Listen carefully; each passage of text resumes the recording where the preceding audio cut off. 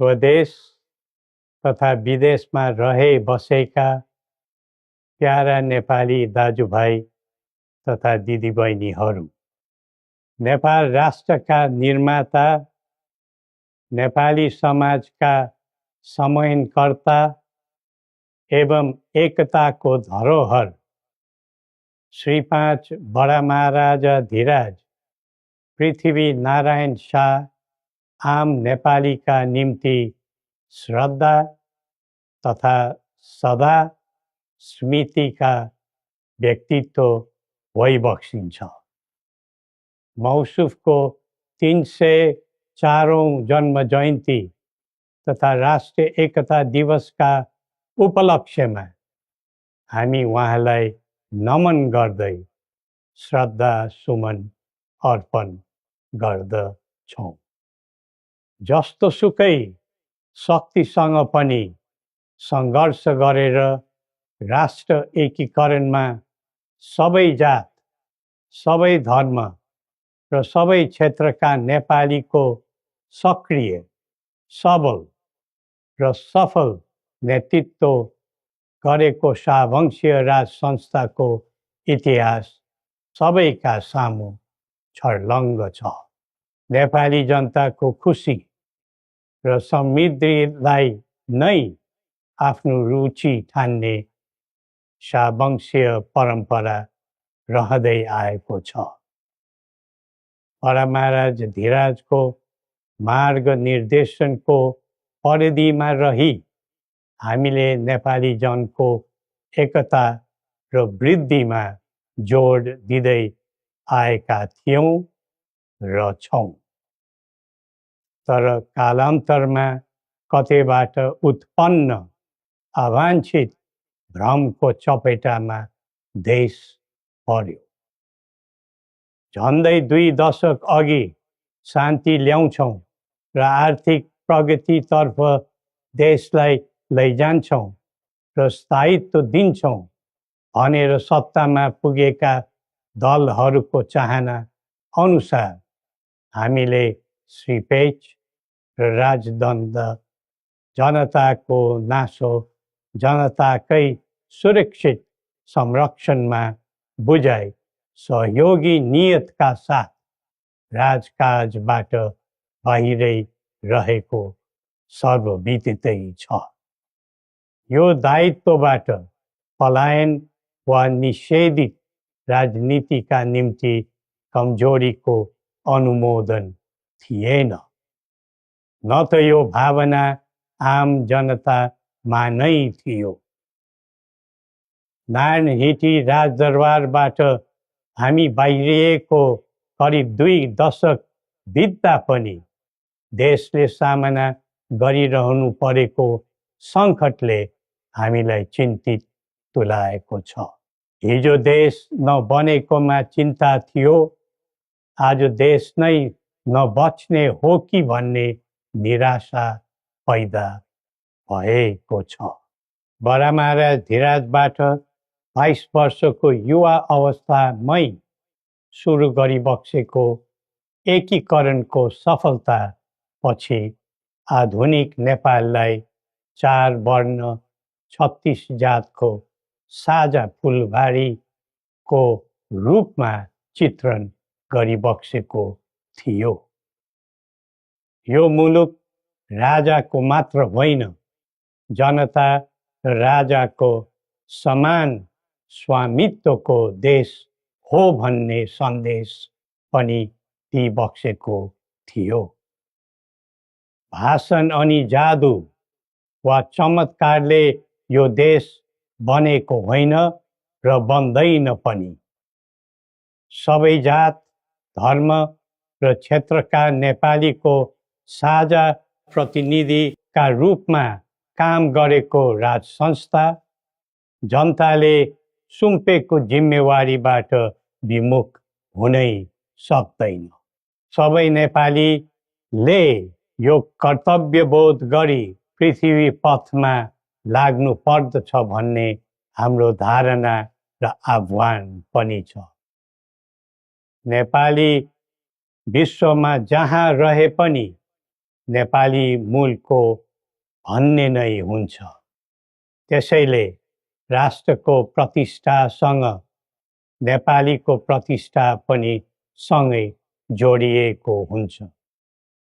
मुलुक स्थायी वा अस्थायी रूपले छोड्दैमा देशसँगको सम्बन्ध तोडिन सक्दैन।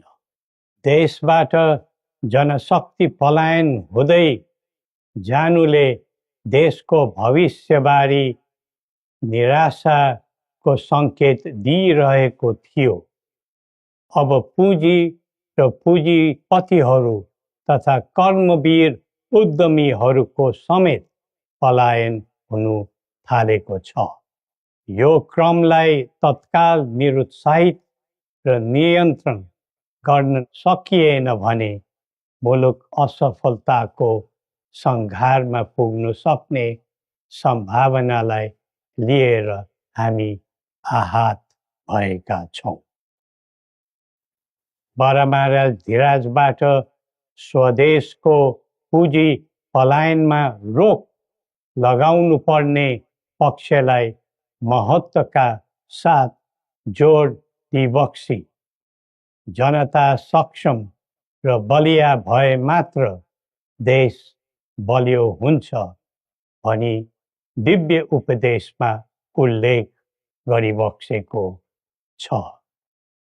जब जब युवा पुस्ताको भावना, चाहना र आवश्यकताको सम्बोधन गरिँदैन तब तब असन्तोष पैदा हुन्छ, जसले विद्रोहको रूप पनि लिन सक्छ भन्ने सत्य नेतृत्वले हृदयङ्गम गर्नै पर्दछ।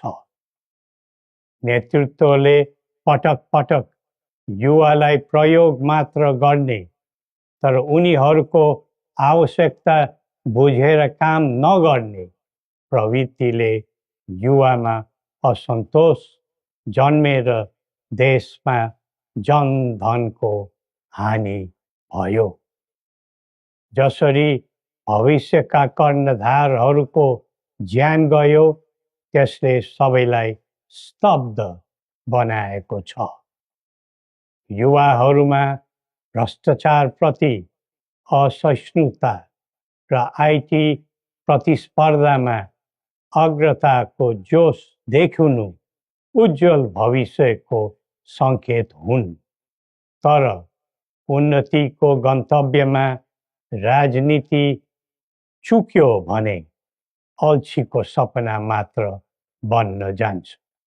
स्वचालित व्यक्तिले राष्ट्रको हित खोज्दै जान्छ, परिचालित व्यक्तिले अर्काको मित खोज्दै हिँड्छ। राष्ट्रिय सहमति बिना निकास खोज्नु समय खेर फाल्नु मात्र हो। समुन्नतिको यात्रामा सबै मिलेर अघि बढौँ। नेपालको संवेदनशील अवस्था र बदलिँदो भू-राजनीतिक परिस्थितिलाई बुझ्न नसक्दा हामी मित्र राष्ट्रहरूको विश्वास र भरोसा गुमाउने अवस्थामा पुगेका छौँ। असन्तुलित बन्दै गइरहेको परराष्ट्र नीति र व्यवहारले राष्ट्रिय हितमा गम्भीर असर पुगिरहेको समयमा दिव्य उपदेश र बौद्धिक दृष्टिकोणहरूको महत्त्व अझ बढ्दै गएको छ। कतिपय देशले स्वार्थको लागि कुनै न कुनै सुरक्षा कवच खोज्दैछन्। हाम्रो देशको सही छहारी शान्तिको कवच हुनै पर्दछ। नेपाल निर्माणमा मार्गदर्शी र सेनापति बरामाराजा धिराजको विरासत र वंशका प्रतिनिधिका रूपमा मेरो भूमिका स्पष्ट रहेको छ। पृथ्वी पथले वकालत गरेको राष्ट्रिय स्वतन्त्रता सबै तहका भ्रष्टाचारलाई दण्डनीय अपराध मान्ने र कसैप्रति घाह नराख्ने शान्ति क्षेत्र नेपाल नै हाम्रा अभिष्ट र माग चित्र हुन्। जनताको चाहनाबाट कझै निर्धारित हुनुपर्ने परिकल्पना पृथ्वी पथका मौलिक आकांक्षा हुन्। अन्तमा जनता र राजाले एकीकरण गरेर निर्माण गरेको नेपाल राष्ट्रको समग्र हितलाई आत्मसात गर्दै सबल राष्ट्र बनाउने महान कार्यमा सबैलाई जुटौँ र नेपाललाई फेरि उठाउँ। श्री गोरखनाथले हामी सबैलाई सत् बुद्धि दिउन्। जय नेपाल।